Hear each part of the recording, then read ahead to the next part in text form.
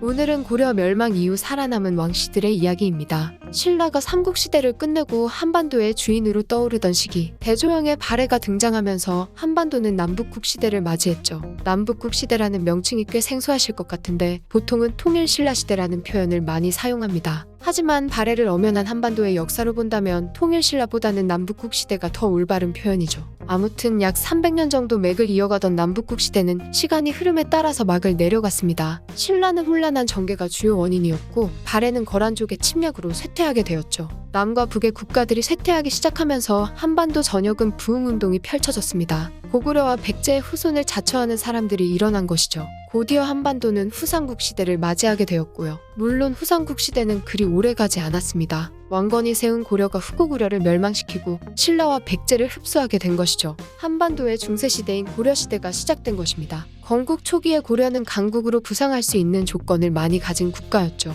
개방적인 문화와 무역을 중요하게 여겼고 인재를 등용함에 있어서 능력을 가장 우선으로 여겼습니다. 실제로 고려는 큰 번영을 누리기도 했었죠. 하지만 이런 고려도 시간이 흐름에 따라 부정부패가 생겼습니다. 사람과 사람 사이의 계급은 거대한 차이를 만들었고 말기로 갈수록 극소수의 지배계층과 무수히 많은 피지배 계층이 생겼죠. 사회가 이런 모습을 보인다는 것은 멸망의 징조이기도 합니다. 고려 말기에 등장한 권문세족의 부정부패와 정치 싸움은 고려 내부의 혼란을 가중시켰죠. 내정만 해도 이미 망조가 들었는데 외부의 공격은 고려를 더욱 흔들었습니다. 거대 제국 원나라가 고려의 내정에 간섭하기 시작했죠. 다행스럽게 원나라는 머지않아 쇠퇴의 길을 걸었지만 숨고를 틈도 없이 왜구와 홍건적이 기승을 부렸습니다. 고려는 정말 파국으로 달려가는 중이었죠. 이때 왜구와 홍건적 토벌에 나서며 부상했던 인물이 바로 이성계입니다. 고려 말기에 혜성처럼 등장한 이성계는 패배한 일이 없는 명장이 분명했죠. 최양 장군과 함께 고려의 마지막 희망으로 불릴 정도였으니까요. 하지만 모두가 희망이라며 칭송하던 이성계는 고려의 멸망을 결정시킨 인물이기도 하죠. 제2차 요동정벌 당시 이성계는 전쟁뿐만 아니라 복잡한 정계 싸움에도 휘말려 있는 상태였습니다.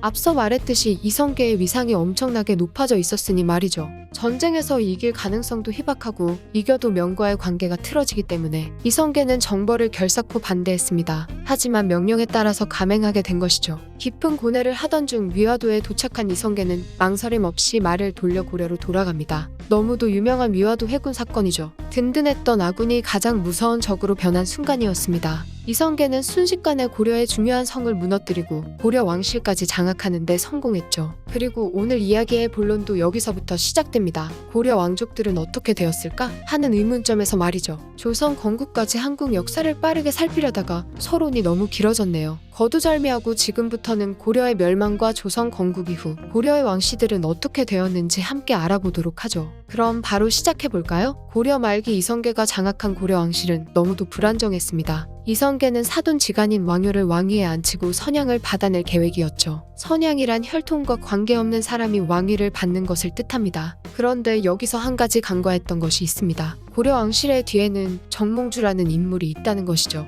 정몽주는 고려 왕실을 유지하기 위해서 기회를 엿봤습니다. 그 기회는 생각보다 빠른 시간에 찾아왔는데 이성계가 낙마 사고를 당하게 된 것이죠. 정몽주는 이 기회를 놓치지 않고 이성계의 측근들을 하나씩 고려 왕실에서 쫓아냈습니다. 이어서 이성계도 제거하려 했지만 왕효는 차마 사돈인 이성계를 처리할 수 없었죠. 왕효가 머뭇거리는 사이 정몽주는 이성계의 아들 이방원에게 암살당합니다. 상처를 회복하고 돌아온 이성계는 왕효를 폐위시키고 왕비 안씨의 교지를 받아 왕위에 오르죠. 이야기만 들어봐도 아시겠지만 이성계의 권력은 불안정했습니다. 왕에게 선양을 받은 것도 아니고 고려 왕실을 뒤집은 것도 아니었기 때문이죠. 그저 왕비의 교지를 받은 것이 전부였으니 말입니다. 교지란 것은 국왕의 명령으로 주로 관직을 내릴 때 사용했던 것이죠. 그러니까 왕비가 교지를 내린다는 것 자체가 모순이었던 것입니다. 이성계는 기껏 조선을 세우고 왕이 되었지만 너무도 불안했죠. 가장 큰 문제는 고려 왕실에서 주요 관직을 맡았던 왕씨 일가가 이성계의 왕위를 인정하지 않는다는 것이었습니다. 조선의 신하들은 당장 고려 왕족들을 모조리 숙청해야 한다고 주장했지만 이성계는 그럴 필요까지는 없다며 왕씨 멸족을 허락하지 않았죠.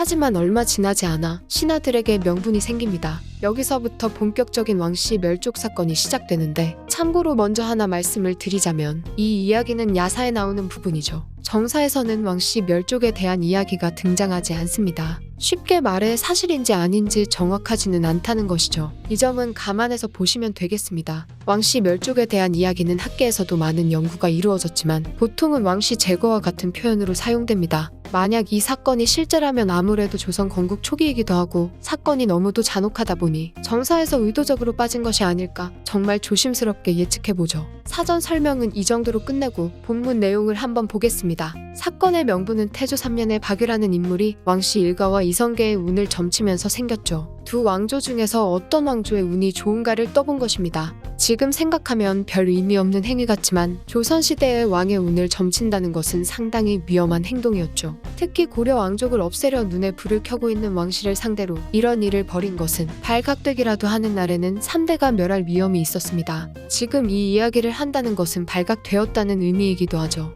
박유의 행동은 발각되었고 당연히 엄청난 화를 불러왔습니다. 신하들은 당장 왕씨 일가를 모조리 죽여야 한다며 방방 뛰었지만 이성계는 여전히 죽이지 말라고 딱 잘라 말했기 때문에 결국 왕씨들을 유배 보내는 것으로 마무리되었죠. 이때도 이성계는 고려를 배반하고 조선 건국을 도왔던 왕승과 자신의 사돈인 왕후는 건들지 말라는 조건을 내세웠습니다.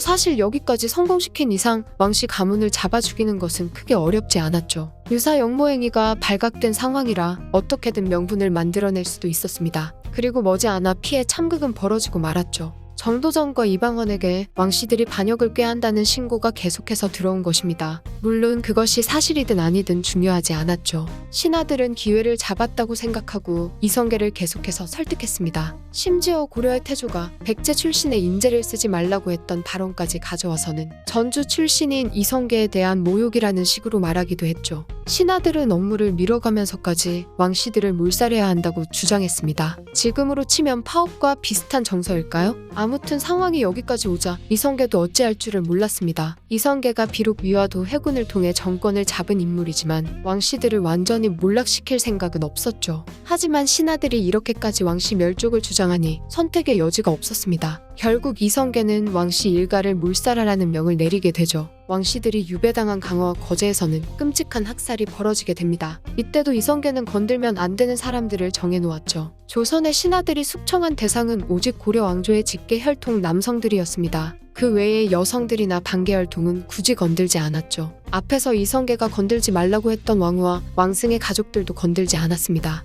야사에 등장하는 내용에 따르면 강화도로 유배된 왕양과 그 일가의 직계 남성 16명이 강화나로 물에 빠져 죽었고 이성계에게 선양을 하지 않았던 공양왕과 그 아들 왕석을 포함한 8명은 삼척에서 살해당하죠. 대망의 거제도에서는 고려의 주요 관직을 맡았던 왕규를 비롯한 111명의 왕씨들이 바다에 던져지게 됩니다. 더욱 끔찍한 것은 여기서 끝난 것이 아니었죠. 조선 조정의 신하들은 왕씨들을 색출하기 시작했습니다. 직계 혈통 남성들이 죽임을 당하자 너무도 두려웠던 이들은 숨어 지내거나 성을 바꾸는 일도 있었는데 그런 이들을 색출해서 죽이려고 했던 것입니다. 심지어 주민들이 숨어있는 왕씨를 신고하는 일도 빈번했죠. 이런 점에서 조선 신하들이 왕씨들에게 정말 칼을 갈고 있었던 것 같습니다. 이때 죽어나간 왕씨의 숫자만 135명으로 예상되죠. 직계 혈통의 남성들만 죽였는데 어떻게 이리도 많은 숫자가 나올 수 있었냐면 고려 왕실에서는 충선왕 이전까지 근친혼을 했습니다. 사촌끼리 혼을 맺으면서 반계가 직계로 바뀌는 괴상한 족보가 만들어진 것이죠. 이 밖에도 야사로 다뤄진 이야기다 보니 과장된 부분도 많습니다. 앞의 설명보다는 아무래도 이쪽이 조금 더 신뢰가 가는 해석이겠죠. 아무튼 이런 학살극은 태종 때에 가서야 사라졌습니다. 이방원이 일으킨 왕자인한 때 왕후의 아들 왕건과 왕조가 죽으면서 고려 왕실 제사를 지낼 사람들이 사라졌고 왕씨들이 조정으로 조금씩 돌아오기 시작했죠. 물론 이때 복권한 이들은 모두 고려를 배반하고 조선에 붙었던 인물들입니다. 이야기를 대부분 야사로만 풀긴 했지만 정사에도 왕씨 제거 정책이 등장하긴 하죠. 물론 내용은 많이 다릅니다. 정사에 등장하는 왕씨 제거는 대량 학살극이 아니라 왕씨 일가 사람들의 성을 바꾸게 한 것이죠.